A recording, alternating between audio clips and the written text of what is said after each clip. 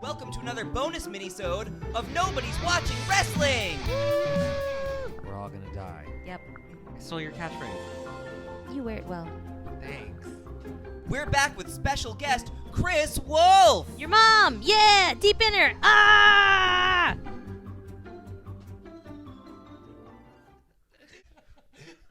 Gently?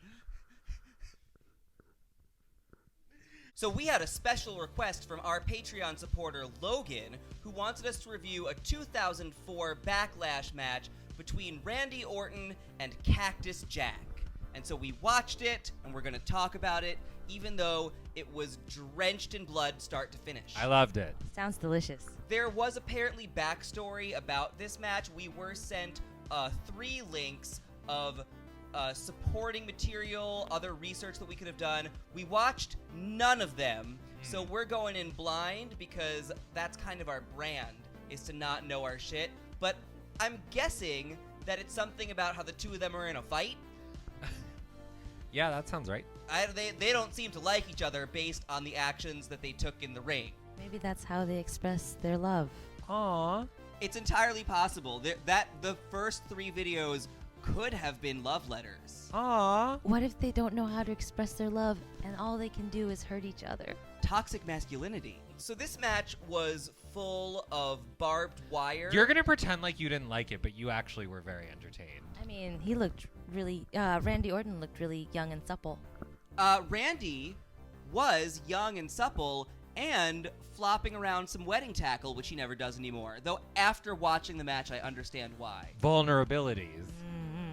In a literal and apparently figurative sense. It's kind of like in a boss battle in a video game when the weak point is flashing yellow. Yeah. And weirdly, it was like Chekhov's bulge because we saw it for a little while and then Cactus Jack saw an opportunity and used it and put his barbed wire bat right on Randy's unprotected bat and slammed it hard. We also had Chekhov's Sacco because Sacco was introduced in the first act of the match and reintroduced in the last act of the match. That was perfect. I really enjoyed Sacco's existence. I will say in terms of storytelling, there was a clear narrative. It was unpleasant, but it was a real story with a beginning, middle, and end. My favorite part of this match was the color story it told. There was silver, white, red, and a hint of blue in Randy's eyes. That was very romantic. Yeah. He does have eyes the blue of our signature wall. The thing that was tough to get around with this match is just that you have to watch people getting legit out of kayfabe injured over and over again. Technically, I think it's in kayfabe. Well, yeah, but also out. Like, it's both. He is in kayfabe getting injured, but also, it's not fake. Like, the real non-character Randy Orton is covered head to toe in thumbtacks. Yeah, that's real. And his own blood. Yeah.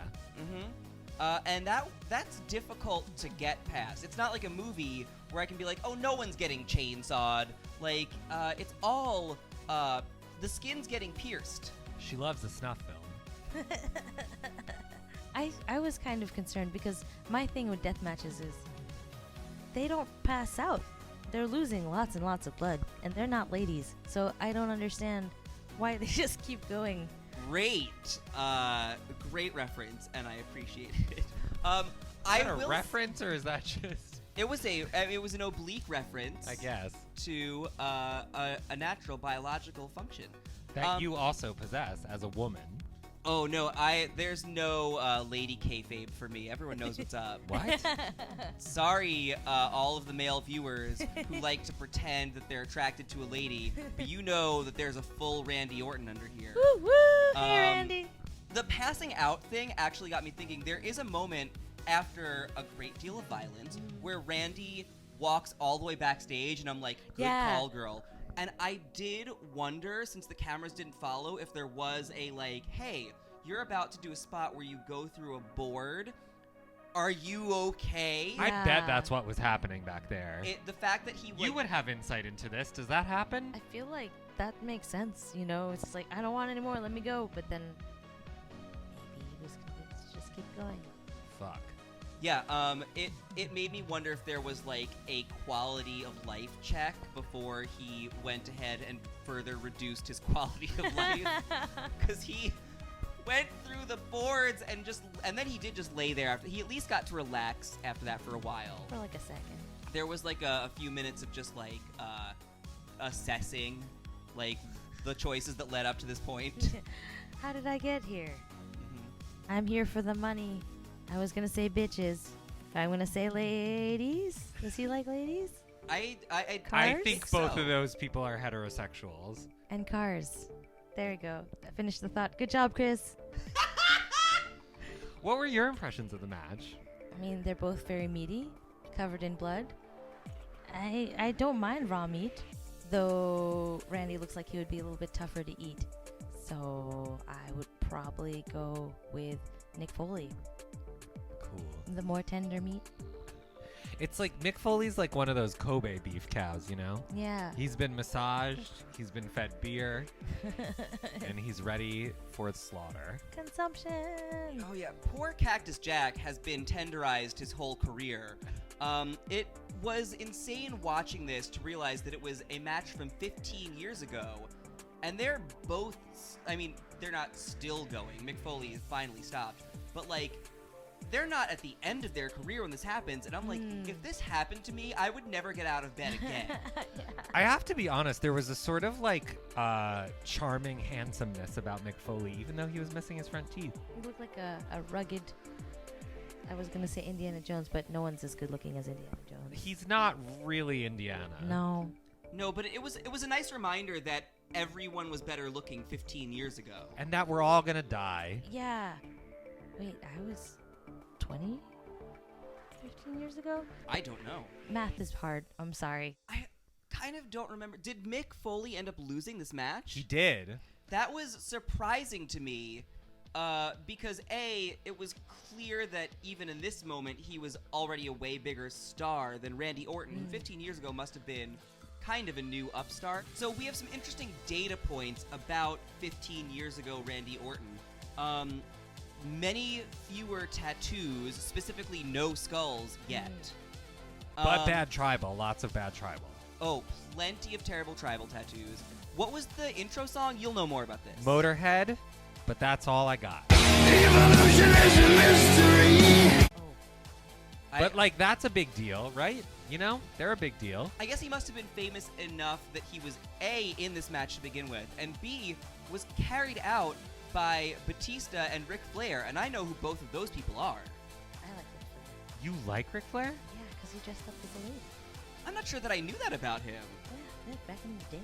I'll have to go. How frequently? I don't know, maybe a regular basis sort of thing. Like, I remember, I didn't watch TV that much. I wasn't really allowed, but every once in a while I would see this blonde man in a dress. Work. I'm gonna look that up. That's cool. Randy Orton won this match. Speaking of data points about Randy Orton, he fully beat Cactus Jack. Which, like, you know, it happened. It happened. I don't have any more to say about it, again, because I have zero context, even though it was explicitly sent to me. With context. Yeah, the backing material that I needed to understand this is in my inbox, and Logan, I am sorry I ignored it, but I did. You get No, but I mean, you got the story, though. You know? Like, you got, like, tough as nails, babyface, snarky, cocky, frat boy, tribal tattoo loser who, like, somehow ekes out a win, right? I was Like, about to say, there you not go. a loser, a winner. Right, but he's a loser because, like, look at him, though. Well, yeah. But also, it was 2004. I think most straight men looked like that at the time. Right, and they're all losers. Any closing thoughts about Channing Tatum beating up a homeless man? Oh, I liked his butt. Work. It's like Verica's here with us. Except I shaved. Slightly less hairy, a little bit smaller. Slightly more bloodthirsty. I wonder who likes meat more, you or Berica? Me. Ooh. Yeah. Well, I guess it depends on what kind of meat. Longer conversations about this will be had. Do you, so we were talking about this before, you've never wrestled in like a proper death match, you said? No, I have not. Because? I think early on, I saw how violent a real match could get. So I was like, hey, I don't need that. Also, real life is scary enough. Yeah. Very true. correct. Yeah, I learn things sometimes. For Yeah. sure. God, it's scary out there. Really frightening, just like living That's why we're hiding in this room. forever. Don't come find us. This is where I live now. I miss you, wife. It's cool. This couch turns into a bed. You can stay as long as you need. Thank you, Kris Wolf, for being with us. Where can our audience find Kris Wolf on social media? You can find me on Twitter @WolfInJapan, Instagram @WolfInJapan. I am clearly not living in Japan, but YouTube occasionally I'll do Kris Wolf in Japan, and Patreon is also patreon.com/WolfInJapan. All of those links are below. I'm at Ariel Italic at all of the places. I give death a gentle hug.